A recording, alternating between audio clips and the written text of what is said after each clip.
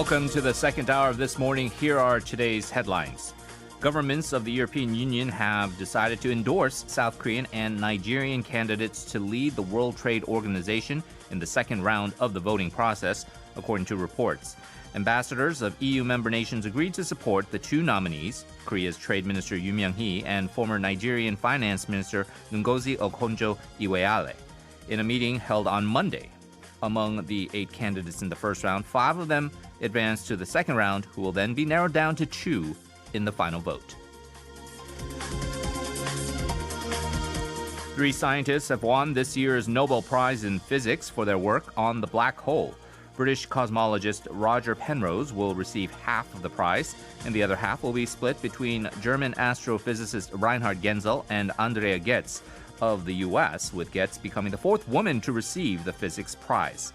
Penrose mathematically proved that black holes can really form back in 1965, and a separate team led by Genzel and Ghez discovered that an invisible and extremely heavy object with the size of 4 million suns governs the orbits of stars at the center of our galaxy, with a massive black hole being the only known explanation.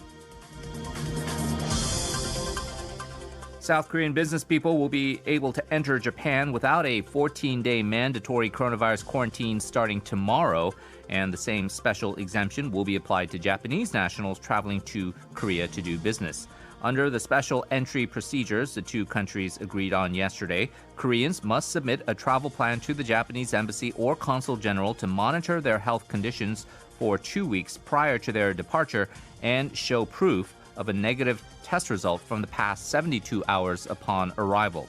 The eased entry program will allow short-term stay of up to 90 days in Japan, while long-term visitors will be required to be tested for COVID-19 after arriving in Japan and self-quarantine for 14 days. Finally, the number of patients with common cold or the flu dropped following the novel coronavirus outbreak, and health officials are attributing this to increased awareness in hygiene rules and infectious disease prevention.